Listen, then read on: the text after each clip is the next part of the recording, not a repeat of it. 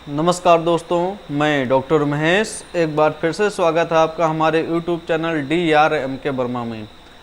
दोस्तों, जैसा कि आप लोग देख रहे हैं कि हम इस चैनल के माध्यम से स्वास्थ्य से संबंधित सभी प्रकार की जानकारी जैसे diagnosis, disease, treatment, first aid आदि के बारे में जानकारी देते आ रहे हैं।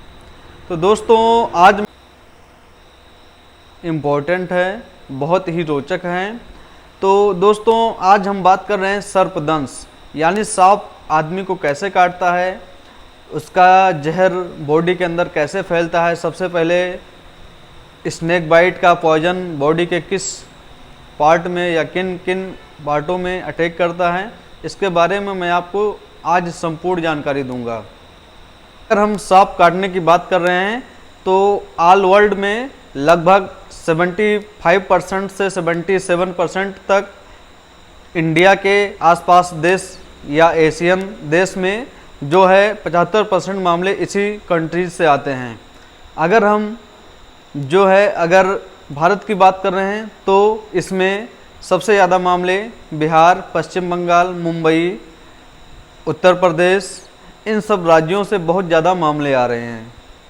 दोस्तों, जैसा कि आप लोग जानते होंगे कि स्नेक बाइट यानी सांप के काटने से लगभग हर साल 20,000 से लोगों की ज़्यादा मौतें हो रही हैं। दोस्तों, सांप हमारे आसपास झाड़, घास, फूस, पुराने मकान, कच्चे मकान, जंगल अधिकांश में बहुत ही ज़्यादा पाए जाते हैं। ये जो है साफ़ सुथरी जगह पे बहुत कम पाए जाते हैं। अगर हम सांप काटने की बात कर रहे हैं तो सांप बेवजह कभी किसी को नहीं काटते हैं। अगर जो है हम सांप को परेशान करेंगे या जो है उनको गलती से टच कर लेंगे, उनको छू लेंगे या जो है उनको मारेंगे, तब वो जो है गुस्से में आके सांप काट लेते हैं। अगर जहरीला सांप है तो तुरंत हमें फर्स्ट एड उपचार के लिए हॉस्पिटल तुरंत जाना चाहिए। बहुत ही जहरीले होते हैं, कुछ सांप जहरीले नहीं होते हैं।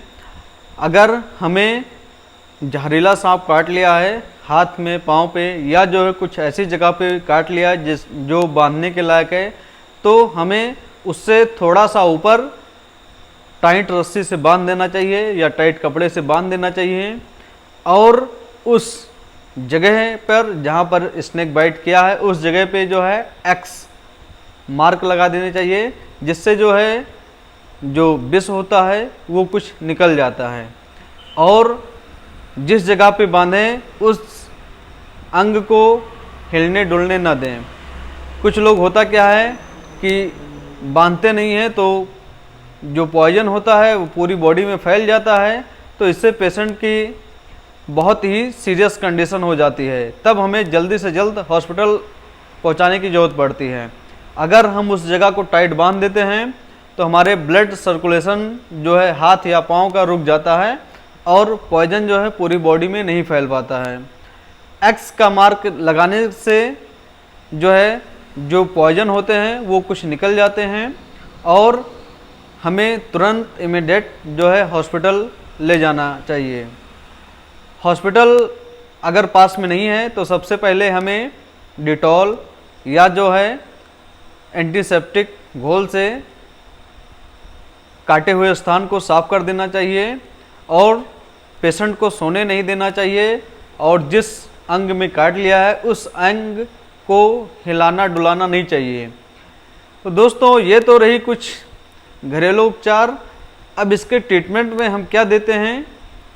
इसका ट्रीटमेंट जो है गांव के कुछ लोग जो है इसके झाड़ फूंक करते हैं, जो कि ये अलग और गलत तरीका है। हालांकि कुछ लोगों का मानना है कि झाड़ फूंक से भी सांप काटना सही हो जाता है, लेकिन दोस्तों हमें इन सब चीज़ों पे विश्वास नहीं करना चाहिए। अगर जहरीला सांप काट लिया है तो उसका पॉइजन पहुंचने तक जो है हमें कोशिश ये करनी चाहिए कि हॉस्पिटल के अंदर जो है एडमिट हो जाएं।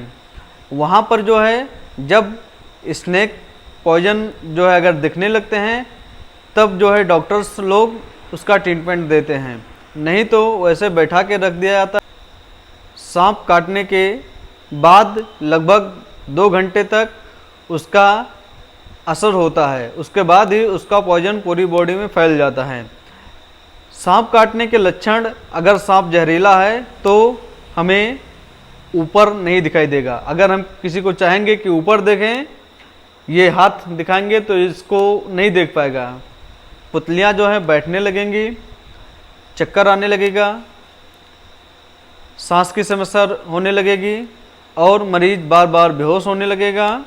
तो ये सब दोस्तों पॉइजन के ही लक्षण हैं। अगर ये सब समस्या आती है तो आप तुरंत डॉक्टर से संपर्क करें और तुरंत जो एंटी ओमेन इंजेक्शन होते हैं उनका प्रयोग करें। इसके साथ में हमें एट्रोपिन या जो है कुछ एंटीबायोटिक मेडिसिन्स का प्रयोग करना चाहिए। दोस्तों, जब हम पेशेंट को एडमिट कर लेते हैं तो उसके 12 घंटे बाद पेशेंट को धीरे धीरे होश आने लगता है, और अगर 12 घंटे में नहीं आता है तो इंजेक्शन कंटिन्यू देते रहने से, अगर पेशेंट को 12 घंटे के अंदर होश नहीं आता है तो कंटिन्यू एसपी इंजेक्शन देते रहना चाहिए। इन ड्रिप, इन आईवी कैनुला में इंजेक्शन बराबर देते रहना चाहिए और कम से कम 24 घंटे में पेशेंट को होश आ जाता है। अगर आपको पेशेंट को ओरल करना है तो कम से कम 24 से 36 घंटे बाद ही ओरल कर सकते हैं। अगर पहले ओरल कर रहे हैं तो पेशेंट को काफ़ी ज़्यादा समस्या होने लगती है। तो दोस्तों, अभी तक आपने हमारे चैनल को सब्सक्राइब नहीं किया है तो चैनल को प्लीज़ सब्सक्राइब कर दीजिए और साइड में बेल आइकन को प्रेस कर दीजिए ताकि हमारे चैनल पर आने वाली वीडियो सबसे पहले आप तक पहुँचे।